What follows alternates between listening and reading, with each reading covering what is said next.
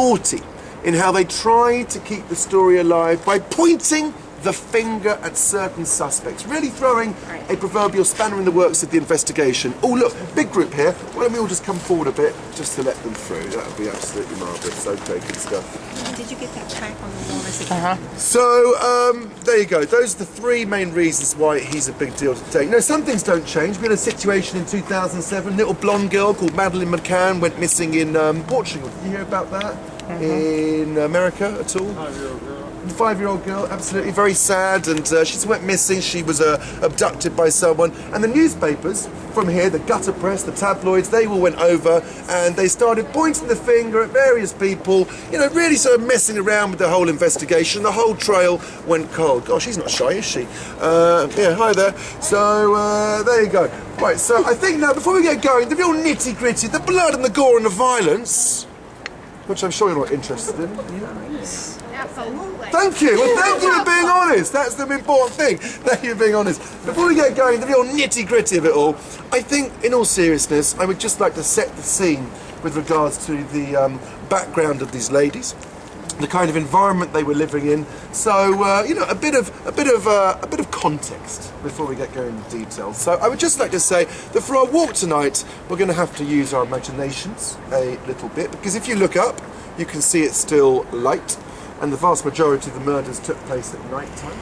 It was certainly very dark on the streets back in those days. I mentioned in that introduction street lights. There were no street lights in those days. There was the odd flickering gaslight in this part of town, but the vast majority of gaslights were over in the posh part of town, the expensive part of town over in the West End. So very much darker in those days, lots of swirling fog as well. And there was also something that happened in the 1940s that fundamentally changed the architecture of the City of London. Do we have any idea what that was?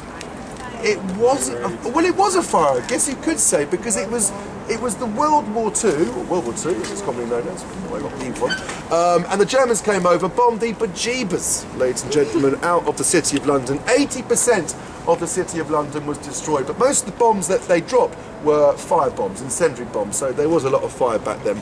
So when we're in the City of London, we have to kind of imagine what it was like back in the old days. Now, do we know who the monarch was, the king or the Queen?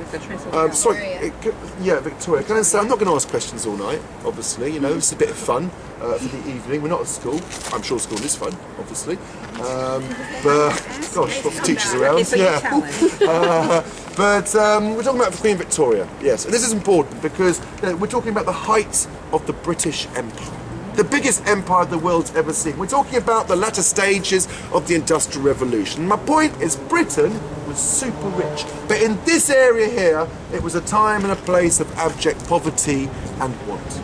To put that in perspective, over half the children would be dead before the age of 5 years old, so there's a very high infant mortality. Low life expectancy relative to today. People were living just at the age of 40 or so, the poor, and then they would die. And there was a lot of crazy people walking the streets back then.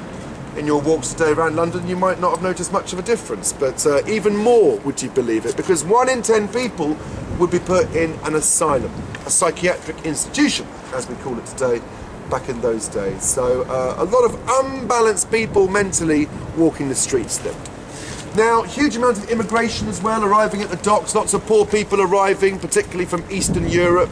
And these people, millions, there's millions of them, refugees coming, and they had nowhere to live. And they didn't stay in fancy hotels, they stayed in rather uncomfortable, or very uncomfortable, overcrowded, squalid, damp, dark, horrible, unhygienic places called doss houses, lodging houses. And you would have 17 to 25 of these poor people squashed into these most miserable of conditions. It cost 8 pence for a double bed, 4 pence for a single bed, and 2 pence for a rope line. That's what it sounds like, a line of rope, one end of the room to the other. You'd hang off it, you get a few hours sleep. In the morning that was cut, be like, on your way, love, have to start the whole process off the next day. So life was very tedious for these people. And 3/4 of the very poor, there are different classifications, were women. And women, sadly, back in those days, did not have the opportunities available to them as they do today. So they had to resort to selling their bodies. and they did not make much money for it. So to put that in context, a pint of milk or beer back in 1888 in London cost 2p. Half a dozen eggs would cost 5p, and a lady for the evening would cost just 3p. So they weren't making much money. Any money they did have left over at the end of the day, they would drink, and what they drank was a Dutch drink. It was nicknamed Mother's Ruin. In fact, there was a saying at the time, you could be drunk for a penny, dead drunk for a threepence, for 3p. Any ideas what this Dutch drink is? It's not Heineken, it's a spirit. It's gin. Gin was like a disease amongst the poor back in those days.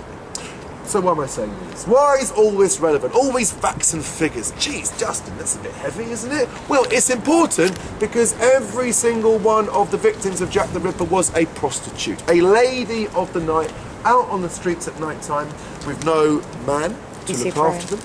They were all what we would describe today as clinically alcoholics. They all had serious problems with the old booze. They were all living in these doss houses, with the exception of the last one.